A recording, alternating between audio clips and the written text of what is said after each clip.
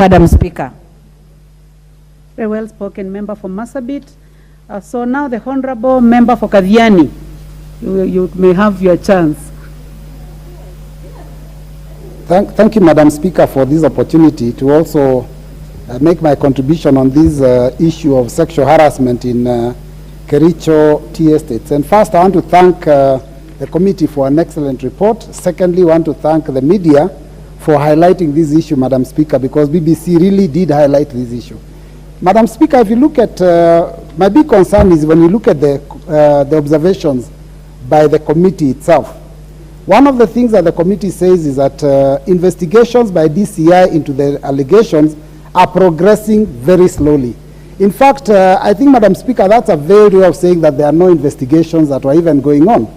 Madam Speaker, secondly, they say that the 4 persons that were named in the documentary as perpetrators had not been arrested nor even charged in any court of law. So, Madam Speaker, it means that even though there was an expose, our investigating authorities did not bother to maybe go and address this matter. And from the committee's report, there is fear that maybe these tea workers that were harassed are probably not going to get justice. Madam Speaker, I want to begin by saying that those in authority must be sure to take responsibility, take action against the perpetrators. It is very, very important. Nevertheless, Madam Speaker, it's important to note that women in other sectors, for example, secretaries in offices, tea girls, house girls, are also harassed. So it's not just the tea workers.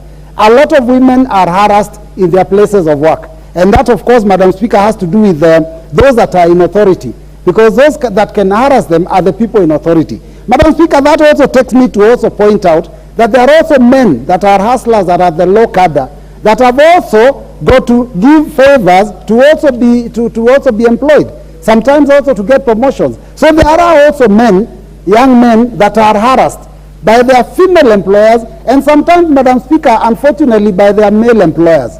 So, Madam Speaker, this is really an issue that we need to address, and employers have to have a moral authority and make sure that they also hold the officers to respect. Madam Speaker, maybe one of the solutions that we need to think about is the possibility of introducing some of these into our education system, so that those that go through the education system in Kenya can understand when they are being harassed. I watched a clip on social media of a leader I think it was in Tanzania, that was teaching the children what exactly to avoid, where if they are touched in certain places, they should be able to quickly go and report. Because these things start at an early age. Some of these perpetrators are people that have been able to do this over the years. So if we can be able to teach our children to be able to avoid this, then we'll probably be able to start solving it.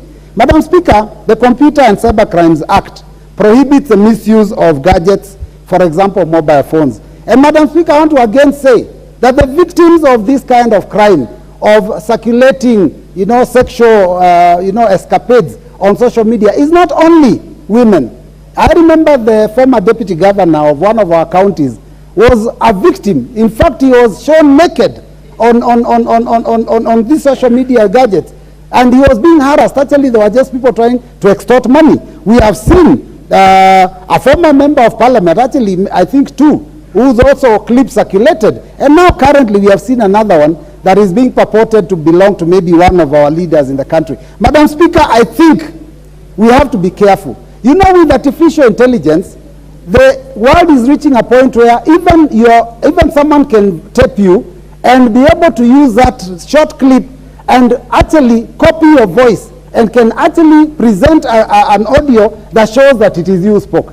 And it's also going to happen with video. So going into the future, there's going to be a very serious problem, because people will actually be involved in sexual escapades that they did not participate in, just because they have photographs of these people and they have their audios. So, Madam Speaker, we have to be careful. But as a country, Madam Speaker, those of us that are so quick to circulate those videos and to watch those videos, I want to say we are becoming a sick society. We must also understand that we must respect people's privacy. When you find people watching such things and sharing them, those are perverts, and those are people that have no space in this country. Thank you, Madam Speaker.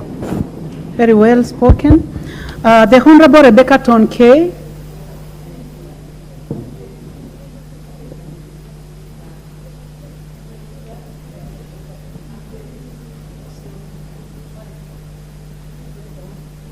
Let me